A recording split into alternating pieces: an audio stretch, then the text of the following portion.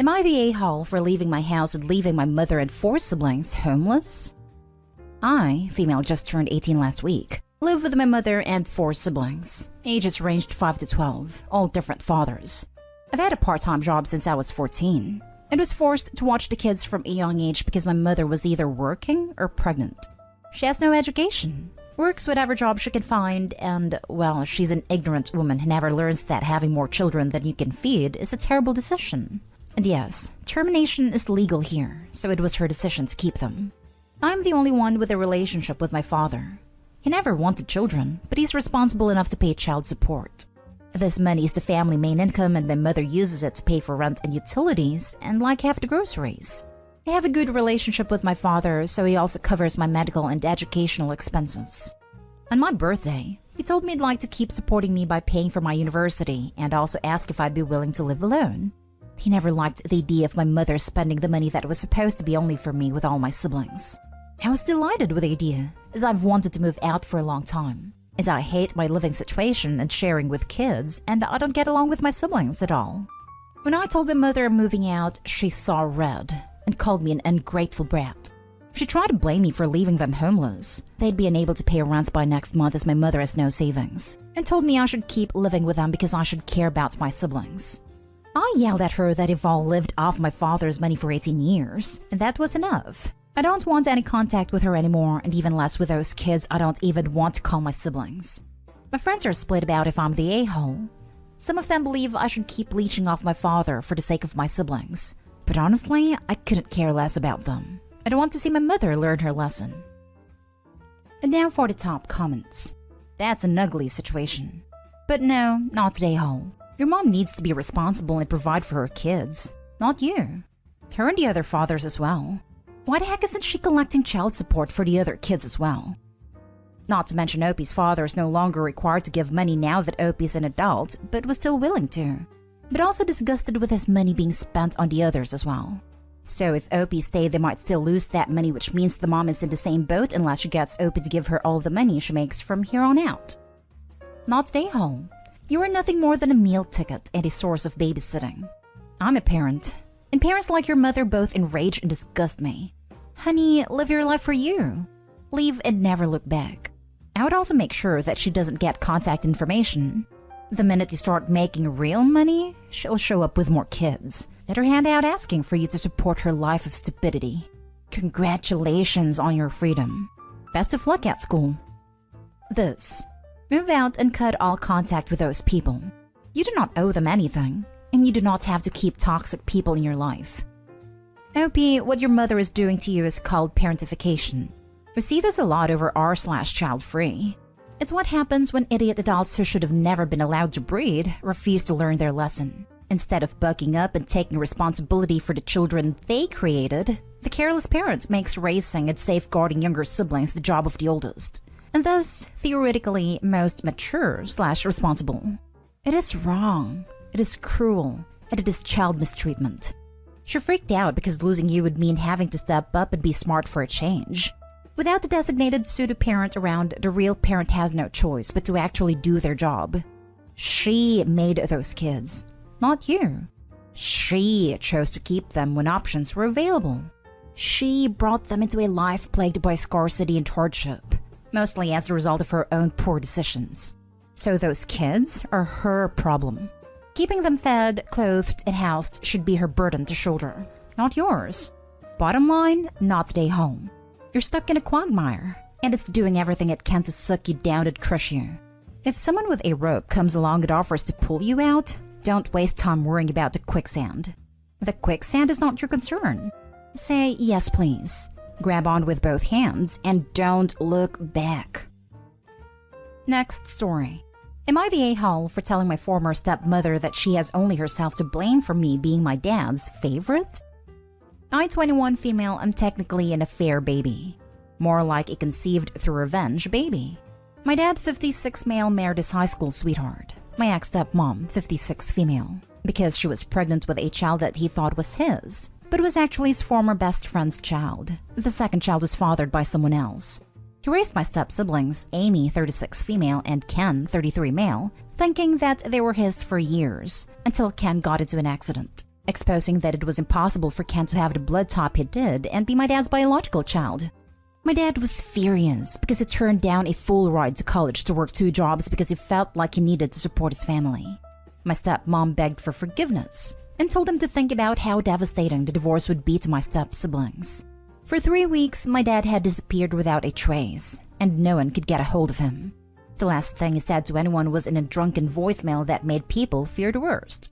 My dad was found, but in such a bad state that he had to be checked in, but refused contact with my stepmom and step-siblings while there. After a lot of pressure and begging, my dad agreed not to divorce my stepmom, but felt like he was owed something and decided that 2 could play at this game. And that's how I got here. After a DNA test, my dad was thrilled that I was around and made sure that I knew I was loved and a priority to him. So much so that he kinda neglected the first 2 children he raised. I didn't understand it at the time, but Amy and Ken resented me a lot because I was his real child, not my words, and I always came before them. My dad would always excuse it with the fact that I was so young, but he would outright ignore them a lot. My stepmom didn't really like me either, so my dad finally followed through with a divorce. He ended up getting the house, and when he died, he left it to me along with some family jewelry, the bulk of his savings, investments, and making me the sole beneficiary of his life insurance. He left Ken and Amy each $20,000. Amy and Ken were hurt, but I wasn't going to let them take out their anger on me again and be pressured to share. They threatened to sue, but my dad's lawyer assured me that I was in the clear. My ex-stepmom called me upset and demanded that I share everything equally, saying that a father shouldn't play favorite. Fed up with her BS, I told her that, "Lady, if you want to be mad that my dad had a favorite, then you need to blame yourself for sleeping around." It felt good, but my aunt feels like I was too harsh. Am I the a-hole? Edited to Ed. Saw this in a comment, so I wanted to be clear. 1. Amy's dad, who was my dad's best friend growing up, is dead. He died when Amy was a toddler, and was even my dad's best man. 2. Ken was the result of a one-night stand with a stranger, so he's going to have to submit his DNA into 23andMe or something to find out his paternal side. 3. My mom is still very much alive, and my dad left her something too. 4. I recognize that Amy and Ken were in an awful situation. I just don't really empathize because of how they treated me growing up, so I don't even care to have a relationship with them. My aunt, dad's sister, is the only reason why I would still see them, because she still wants a relationship with them. Edited to Ed too. Keep seeing a few more common things, so let me clarify some other stuff. 1. No, my mom didn't know my dad was married until after she was pregnant with me, and was angry at him for the longest time. I didn't know about any of this until I was much older, and I think that's why my dad left her something in the will. 2. Yes, my dad did get a DNA for Amy and Ken. He's not their dad. 3. I didn't say what I did with Amy and Ken around. That was strictly between their mom and me. Unless I was on speakerphone and she didn't tell me. 4. No. My dad didn't pay for Amy and Ken's college expenses. He would still get them the occasional gift for birthdays and Christmas, but after they turned 18, he stopped because he wanted me to have as many resources as possible. Not the a-hole. Your stepmother reaps what she sowed. I do feel empathy for Amy and Ken, but fortunately your dad didn't cut them off completely, so they shouldn't expect anything more from your dad's estate. I say go no contact with all 3 of them, and go live your best life, Opie, as your dad would have wanted. Oh, trust me, I am. I have no reason to speak to my ex-stepmom, and I'll only ever see Amy and Ken around my aunt's house and she still wants a relationship. But other than that, I'm good. They weren't very nice when I was growing up. Oh man, all of that was toxic as hell from the beginning to the end. I feel really bad for Amy and Ken, who did nothing to warrant their father figure's neglect. You don't seem to have a lot of empathy for them either, and I really hope you reflect and try to see their perspective. You're not obliged to split things equally. Your dad left it to you. I do hope you take this opportunity to remove yourself from a toxic situation, reflect on it, and move on. Nothing about what happened was okay. Try not to let your father's battle become your own. Honestly, he is arguably worse than your stepmom, because his choices hurt 2 innocent children. She's no saint, but he should have just left right from the start. You, Ken, and Amy are not the a-hole. Lol, do you realize they took their anger out on Opie? Opie was innocent too. This was the fault of the woman who didn't want to divorce her husband when he asked for one over her own entitlement to a relationship. Opie's father might have heard the kids had the parents got divorced, but not more than neglecting them for so long when the parents actually stayed in marriage. The ex-stepmom in this case cheated on her husband at least 2 times, failed to tell him that he was the biological father of kids, deceived him into raising someone else's kids for years. Then, when he eventually found out due to his supposed son's illness and spiraled, manipulated, begged, and guilted him into a marriage he clearly didn't want, and let her kids be miserable. How the hell do you excuse that? The man made his intentions of not staying in a relationship very clear, but the ex-stepmom pushed it till it broke spectacularly. I see that Opie's father might have acted like an a-hole, but he was put into this very glorious position time and time again. So, if we really analyze the whole situation, no one is the a-hole here except for stepmom, and in some parts the dad, who by the way still left $20,000 to both of those kids he resented. Now for the next story. Am I the a-hole for not helping my biological parents? I, 22 female, was adopted by wonderful parents.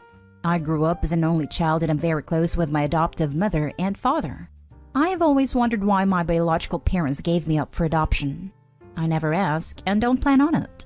But when I turned 18, my parents asked if I wanted to know who my biological parents were, and they told me their names and where they live. I looked them up in social media and contacted my biological mother. She was very happy to hear from me and asked if I wanted to meet. They lived about 4 hours away. I took the time off of work and drove the 4 hours. We hugged and they were very thrilled to meet me. I told them that I had finished up college and working as a hairdresser. They quickly changed the subject and asked if I could lend them around $2,000 to pay off some debt. I was speechless and asked if that was the main reason they wanted to meet. My dad said, kind of, yeah. We need help with some finances. I got up and left the diner. I drove the 4 hours back home and told my parents what happened. They were very supportive and let me know that they loved me. My biological mother has been blowing up my phone wanting to talk, along with some money requests. I've denied every one of them and told them I no longer want to talk to them. Then biological dad reached out and called me a horrible daughter for hurting my mother's feelings. I've not heard from them since the last message. Am I the a-hole for not helping my biological parents? Not the a-hole. You owe them nothing. Children should never be responsible for their parents' debt. They only wanted money, not to get to know you. The greatest thing they ever did for you is giving you up. Children should never be responsible for their parents' debt, especially considering these aren't even her parents. They are strangers asking for a handout. Definitely not the a-hole. Not the a-hole. Can you imagine growing up with them? You got lucky. And look at it from the even broader side. They immediately showed their true colors. They could have also first built a relationship and then tried to pull this off. They'd probably steal her paychecks if she got a job as a teen and be begging for money throughout her adult life. They only cared about her money, not her. Bullet dodged. Not the a-hole. Not the a-hole. They were horrible parents and you owe them nothing. Block their numbers and forget about them. I can guarantee if you've been homeless and penniless, they wouldn't have bothered with you. Oh, they would bother. They would ask her social security number and a couple of other questions. Last story is titled, Am I the a-hole for refusing to make my son apologize to my mother-in-law's goddaughter and undermining my husband's parenting? My mother-in-law's goddaughter, Amy, is not a nice person, but I'm the only one who seems to see it. So when I walked in on my 4-year-old son close to tears and being pressured by his dad to apologize to her for being rude, I immediately intervened. My son insisted Amy had said something mean to him, but she tried to make it look like my son misunderstood and was overreacting. From past experience, I knew she was lying. My husband kept insisting my son needed to apologize, but instead I told my son I believed him and that he didn't need to apologize. My son said, but Daddy said I have to, and I replied to tell him that he still didn't have to. I asked him to go pick a book for bedtime, even though my husband kept protesting and insisting he couldn't leave until he said sorry. After we put our son to bed, my husband had a huge argument with me. I kept saying I was undermining his parenting and teaching our son that he could get away with not listening to his dad. He insisted our son was being rude, and that wasn't acceptable, and that I was blinded by my dislike of Amy. I replied by telling him that he was the blind one. He also blamed me for our son asking if his dad didn't love him anymore. Am I the a-hole? Edit. Amy's 32. She told my son his dad would send him and me far away soon because he was annoying. My husband wasn't there when this happened. He interrupted them earlier while they were working to ask his dad to play with him, and Amy was upset that my husband actually did. I believe him, because when we first got married, she would say similar things to me. My son yelled that she was a liar, which is what my husband thought was rude. I'm sorry, but what the hell is a 32-year-old grown woman doing picking on a 4-year-old and reducing him to tears? And why is your husband allowing this? I'm going to say not day hall based on that alone. Like, Jesus, the kid is 4. If he says Amy's a liar and said something that he perceived to be mean, he's likely telling the truth. At that age, they don't usually make up malicious lies about adults. Exactly. He is a 4-year-old and didn't quite grasp that daddy was working. I don't agree with undermining the other parent, but I also don't think Opie was the a-hole.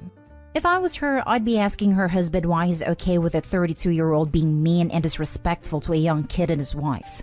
He is undermining both his wife and child but not standing up to the goddaughter for awful behavior towards them. I also just want to add quick that the husband thinks that his 4-year-old is bullying a 32-year-old woman? Not stay home. Sounds like Amy has a thing for your husband and doesn't like her time with him to be interrupted. Exactly. This is why she said similar things to Opie earlier in her relationship with her husband.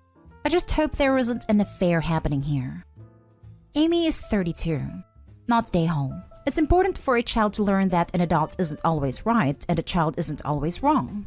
Also, Amy and your husband both sound like people who just want to watch your son do as they say. It's sad, but many people are that way. But she straight up told her child he didn't have to do what his dad said. She completely undermined his parenting and authority. How is that right? She could have took her husband to the side and settled it together, and decided if he should apologize.